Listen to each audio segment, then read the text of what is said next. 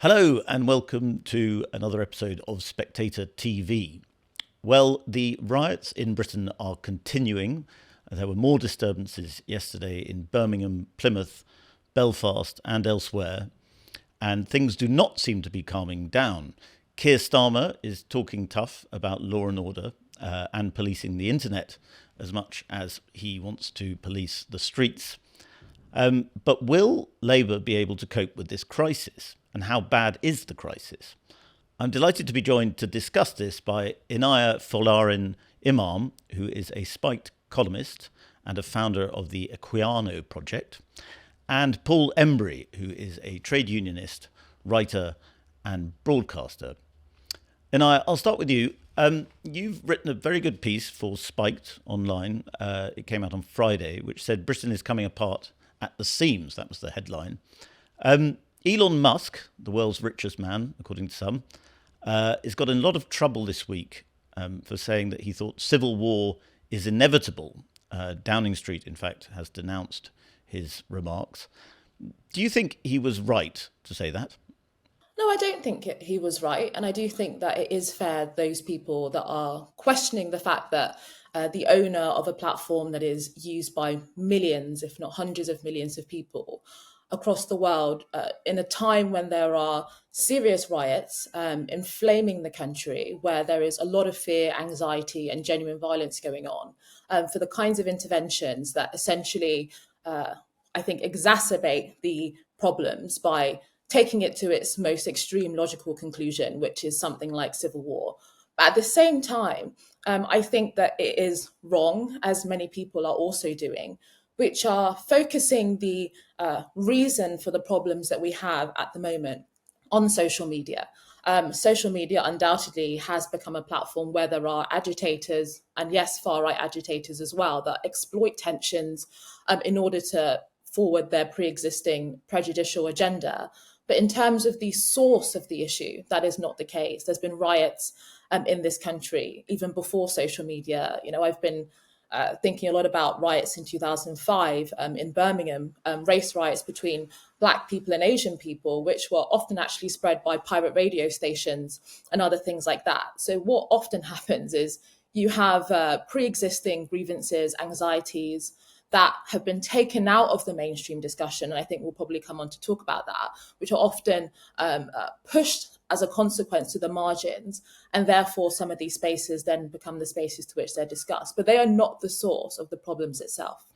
Do you not think, though, that social media metastasizes the problem, particularly the sharing of online video? Quite often the video seems itself to be almost sort of street violence theatre, people performing for cameras, and that social media companies do bear some responsibility for the speed at which incendiary material, and particularly disinformation, which is one of the government's focuses, is spreading. I do think that social media undoubtedly exacerbate the problem. The speed to which things can get shared is instantaneous.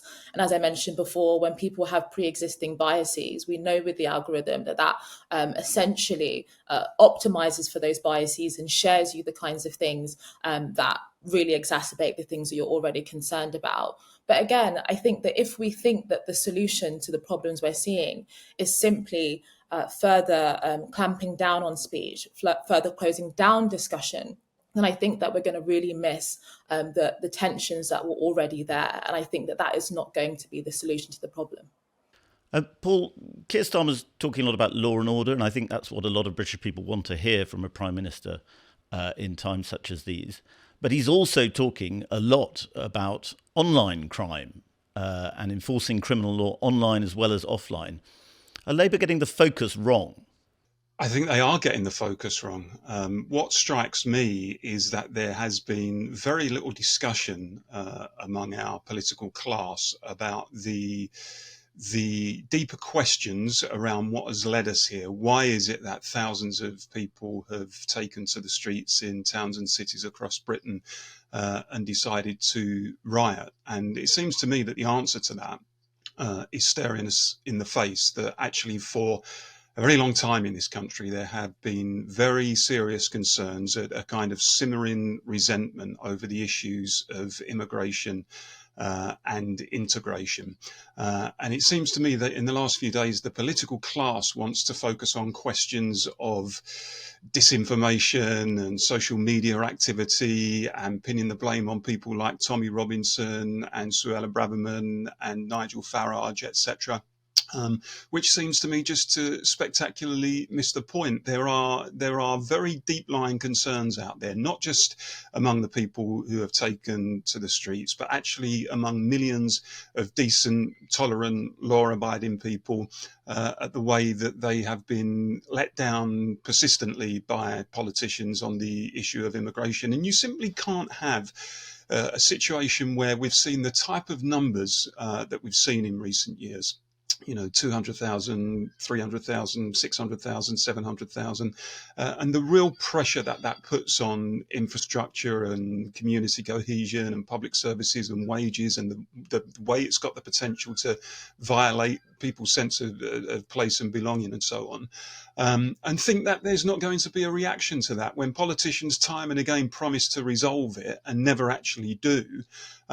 Inevitably, some people will go to the extremes, and that's what we've seen. And until we address some of those questions, some of those deeper questions, and have a serious discussion about it, I don't think that simmering resentment is going to go anywhere, frankly.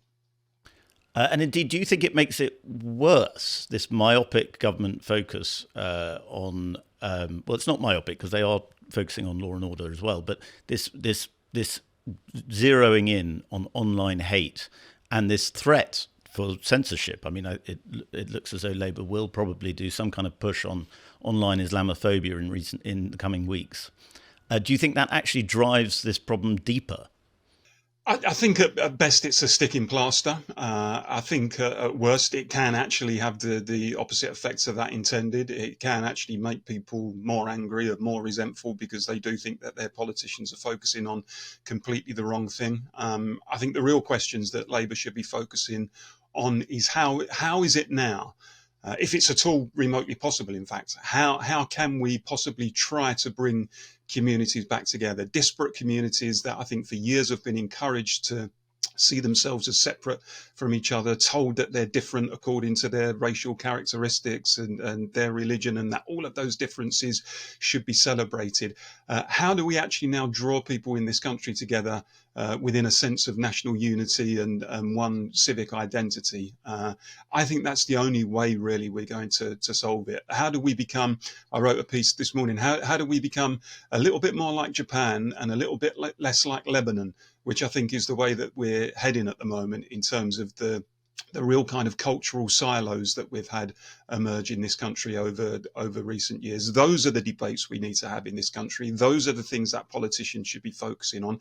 That will take boldness and courage to have that debate. And frankly, there are too few people at the top of politics and in the media that are willing to confront those discussions head on.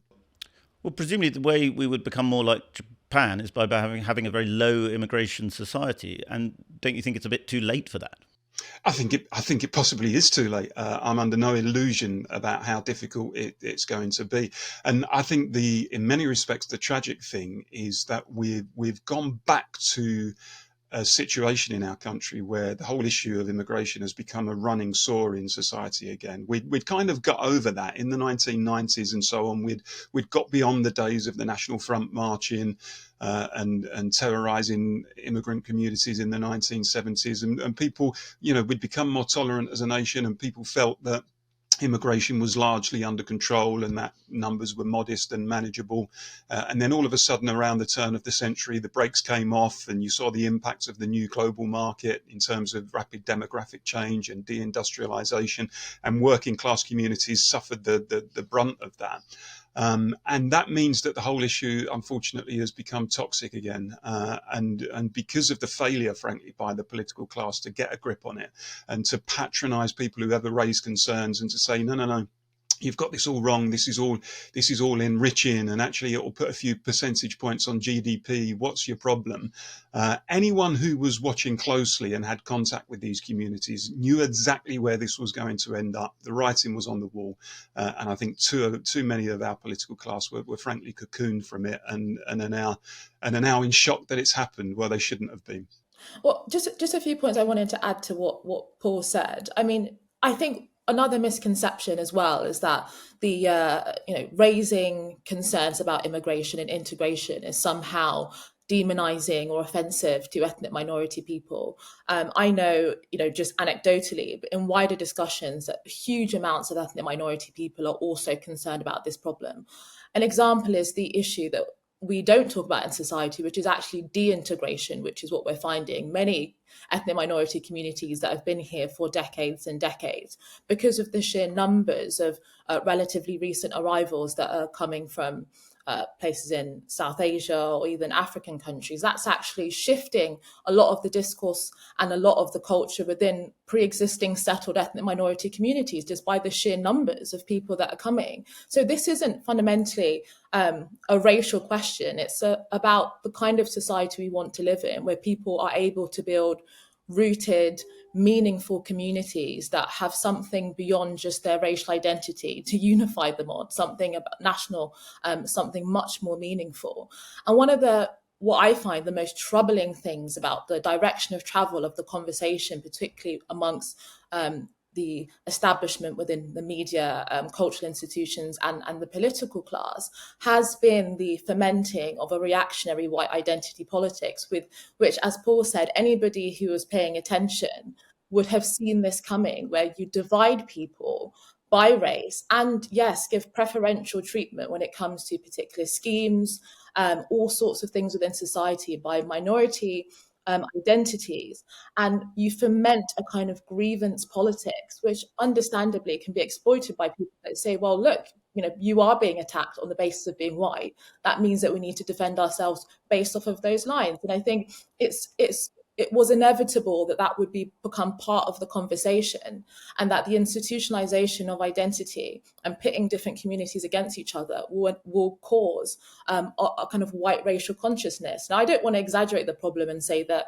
the overwhelming majority of white people are thinking of themselves in that way, but there is a direction of travel that may well be small now, but can come to become much bigger in terms of the dynamics of how people perceive themselves.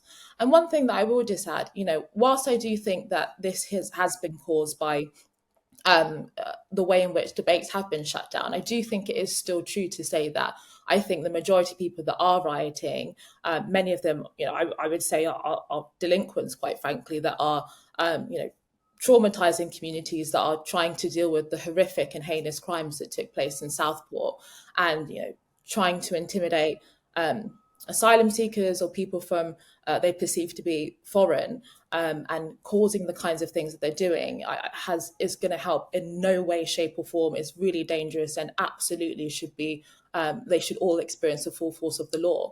But similarly, with also the responses we're seeing from some Muslim groups that are also organising and are attacking random white people, this is really creating a toxic atmosphere. Sorry to interrupt the show, but if you enjoy what we do here at Spectator TV, then why not subscribe to the magazine as well? If you subscribe today, you get 12 weeks for just £12, plus a free £20 John Lewis and Waitrose gift card. You can sign up at spectator.co.uk/TV offer. And a complaint you hear a lot is about two-tier policing and two-tier media. Does that tie into what you're saying, Inaya, that talk of two-tier is an expression of this sense that actually, white people are being treated as lesser somehow, both by the police and by the media? I think that this narrative has been created, and I think that there is, I have a lot of sympathy with it. I don't think it paints the full picture. But what's really frustrating is that rather than engage with the argument on its own terms, you've already seen different reports saying that this is just a far-right conspiracy theory, and anyone that is mentioning that, even talking about that, is ipso facto racist. I think that is a really, really problematic way of dealing with the issue. I think we have to understand why people feel that way. There was a sense that when there were evidence that there were people linked to Hamas and other organizations on the kind of pro-Palestinian demonstrations, that oftentimes the police dealt with them after quietly, and there was videos that were circulating of people saying genuinely anti-Semitic things on some of these protests. And there has been a sense that they haven't received the full force of the law.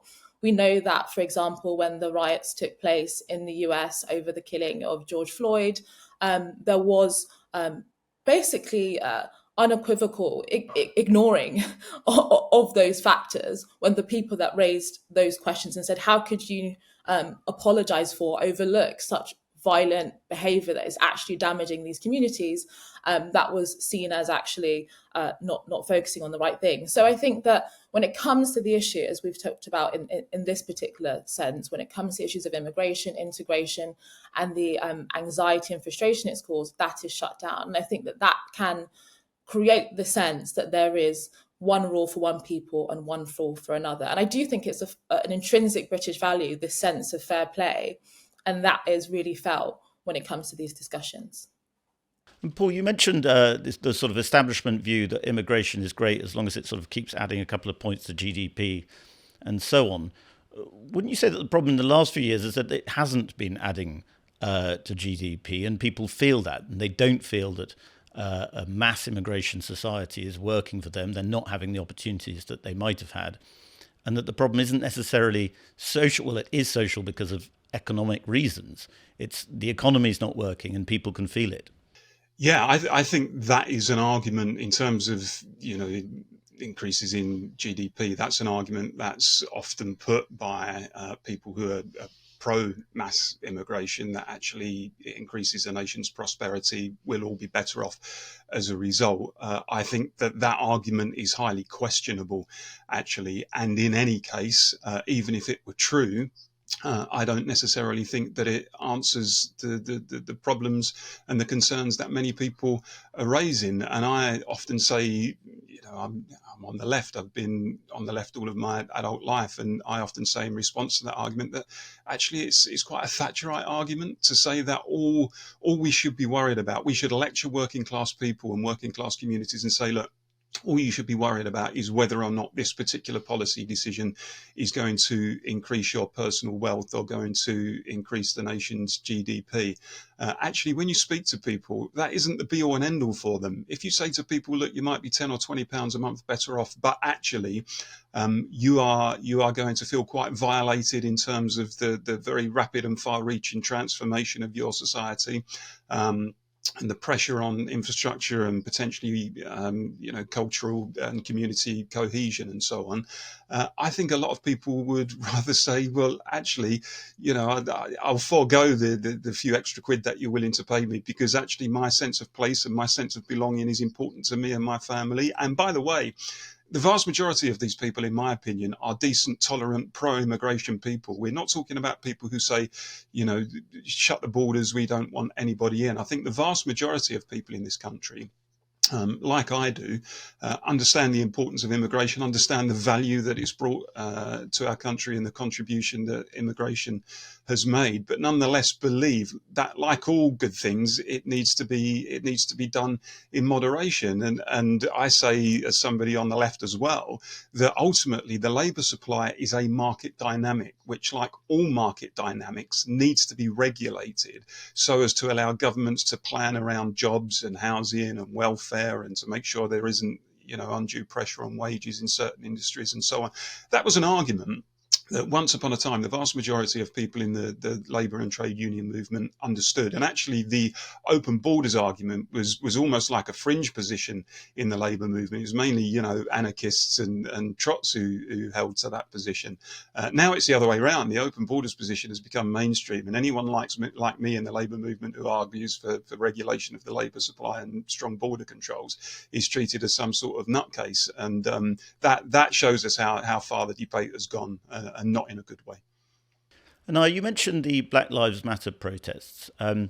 When they were going on, there was a lot of criticism on the right of, and I think a lot of it was right, of the way that corporations were sort of joining in behind the protests, which were often very violent, talking a lot about racial justice, sympathising with the grievances of black people in America, which may well be right, but also there was a lot of sort of winking at actual violent acts. Are you saying, in a way, that we need a bit more of that towards white people now? Well, one of the things that was interesting about the reaction to the killing of George Floyd is that it was seen as a an attack on Black people across the world. This one event that took place, a horrific event, no doubt, but it was seen as an attack on Black people across the world. Now we are seeing some people seeing attacks against white people as an attack on, the entirety essentially of the white race, or entirety of the English race. And you can see again that same logic that is genuinely just being repeated.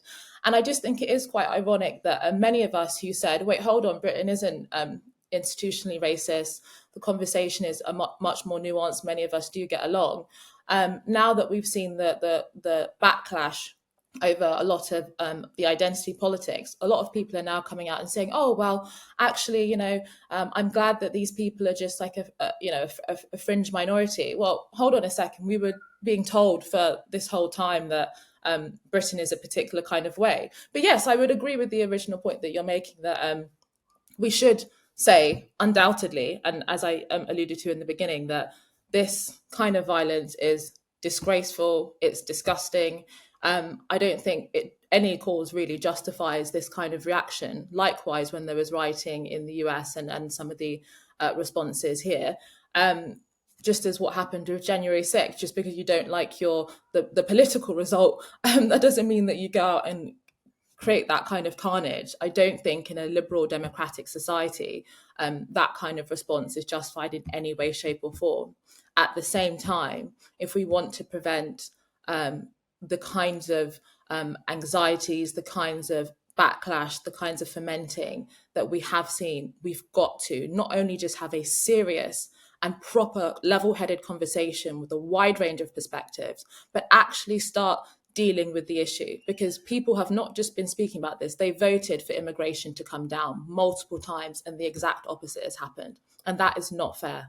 Paul, do you think that we in the West have become so obsessed with identity politics now that it's a problem in every way, in that working class people, white working class people now cannot express their often class-based resentments without using the language of identity politics, without talking about themselves as an oppressed minority group? Yeah, I think there is that sense among many white working class people, which is a phrase I don't particularly like and don't particularly use often. But nonetheless, I think white working class people who do see themselves in that way do come to the view, look, if it's okay for everybody else, why isn't it okay for me? If we are encouraging everybody else, every other group, to celebrate their identity and to celebrate their culture, and to say what a wonderful thing it is, why is it that whenever I or my community do it, it's kind of sneered at and it's looked upon as if it's a bit uncouth and a little bit shameful? And I think there's a feeling among people that we've got a political elite in this country that seems too often intent on trashing our own culture and history and identity and traditions, usually to earn a bit of social kudos and to virtue signal. At the same time as promoting everybody else's culture and identity and saying how those things should be celebrated by others. And I simply don't buy the idea that any particular country who wants to say, look, actually there's a dominant, well-established culture in this country, and if you come here, then of course you should have freedom of worship and all of those sorts of things. But actually we are who we are, and this is who we want to stay. I don't buy the idea that somehow makes a country bigoted or reactionary or hostile. And I'll use the example again of Japan. Japan doesn't obsess about multiculturalism. Japan is largely culturally homogenous. It's quite a small c conservative country. Nobody would say that Japan is not a civilized, peaceable, law-governed society. In fact, it's a country that's very rich culturally, and many people look up to and admire. So this idea that you have to, if you like, suppress the dominant identity and culture because to do otherwise is somehow exclusionary, I think is completely wrong. And I think working class people are not stupid. They sense that. They sense the contradictions in that argument and they get angry about it. But to go back to that point, Japan is not a multiracial society, is it? It's not a multiracial society, but nonetheless, I think the broad experience of people who may not be Japanese ethnically who are in Japan wouldn't be that it's somehow a hostile or intolerant country. And I think it's important as well to separate multiracialism from multiculturalism. I think all races are equal. I think any civilized person would agree that all races are equal. And that the idea that we should be worried in Britain about a black or brown face should be anathema to all decent people. But I don't think we should also go along with the argument that all cultures are equal. Actually, cultures are often quite different. Different religious belief systems are different, and there are precepts of certain belief systems and cultures that we shouldn't celebrate and that we should challenge. But we're too fearful about doing that in this country. And I think the failure to do that at the same time as I say, trying to too often suppress our own culture and identity has stirred up a huge amount of resentment, which is now playing out on our streets. Now, British people tend to like looking at other countries and their riots, particularly France, and kind of thinking that's a very French phenomenon. And now we're having a bit of it ourselves. Do you think that perhaps one British reaction might be to try and look at this in a more calm way? Because yes, it's bad. Yes, it's ugly. But there have, so far as we know, not been any fatalities yet. And the only people getting injured are the poor policemen trying to control it. Policemen and women, I should say. Well, the thing is, I think one of the things that I think a lot of people have picked up, though, is that several weeks ago when the Labour Party won their victory, many voices in the commentariat essentially reassured the public that we had entered a period of calm and stability, that the adults were back in the room, and actually Britain looked like the beacon of safety and wisdom against the backdrop of all of the madness of the world. I think that obviously now looks not just absurd, but actually out of touch. And many people at the time thought it was out of touch. Now, whilst we may not have the frequency of the riots in France and the other things that we see in other countries, I think that the period of calm that may well come after this should not be misinterpreted as necessarily the UK not having the problems that we do have. We may express them in a different way, but those frustrations undoubtedly are still very much there. And I think that, in a lot of the discussions, understandably, I think we've tried to reassure ourselves that the racial culture wars are really just an American problem and an American import. And I understand that, but we have long had our own issues when it comes to the way in which identity politics and multicultural policies, as Paul alluded to, entrenched in our system long before the 2020 so-called awakening.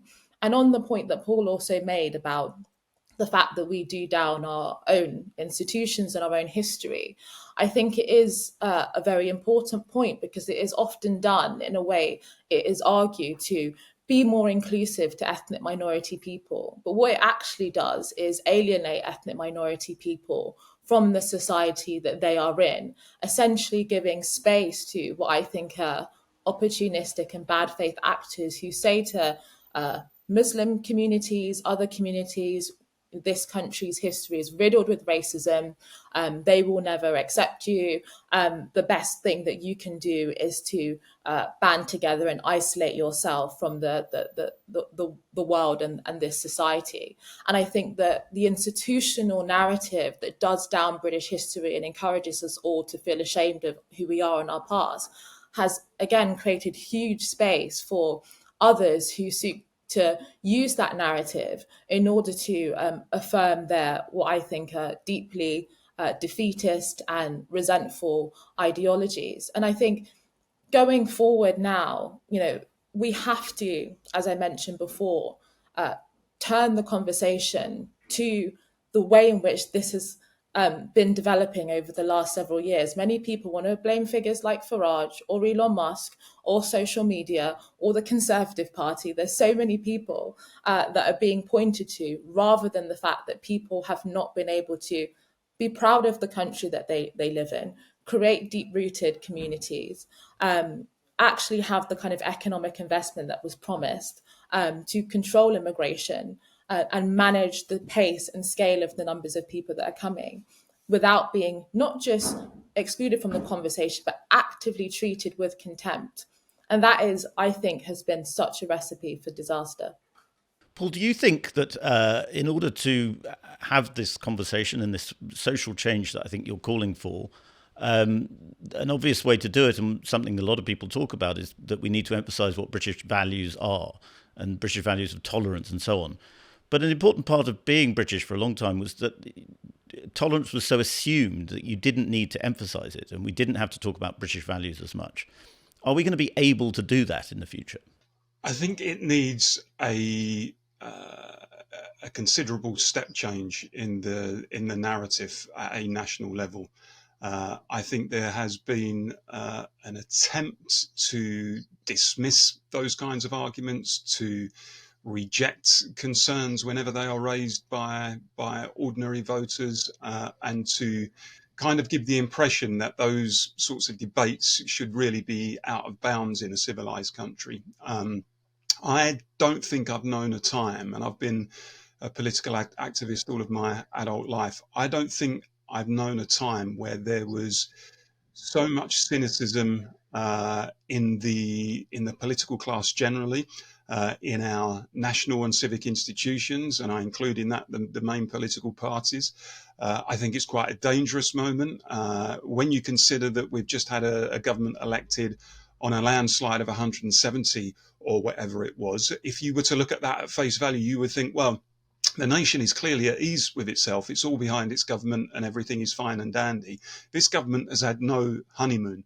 And I think actually it's made some quite serious missteps in terms of tackling economic injustice, and Rachel Reeves's really depressing speech to Parliament, the early release of prisoners and the message that sent out to people, the abandonment of the Rwanda plan. Whether or not you agreed with it, I think it conveys a certain message that actually we're still, as a Labour Party, quite relaxed about the whole issue of immigration, and this does not strike me as anything like 1997 when Labour was elected on a similar majority, but there was genuinely, I think, a feeling of euphoria for a while, and there was a general sense of there was an upbeat kind of atmosphere and Cool Britannia and all the rest of it.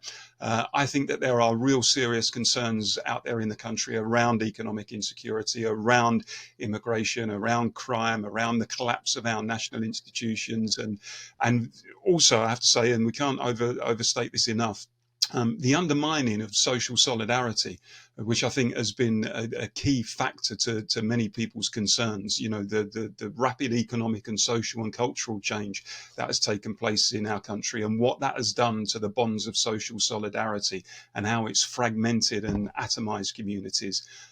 Those are really serious issues, and I have to say, I don't think anyone at the top has got the slightest idea about how to fix them. I don't think many people at the top even recognise them as problems, or certainly don't understand the importance that many voters attach to those particular issues. And that's why I say we're in a dangerous place. And this thing could go anywhere. And I don't want to scaremonger. I hope the bout of violence ends soon. I really do. But unless some of those fundamental issues are addressed, then it's the sort of thing that you might see again and again. Paul and Inaya, thank you very much for your very interesting insights, and thank you for coming on to Spectator TV.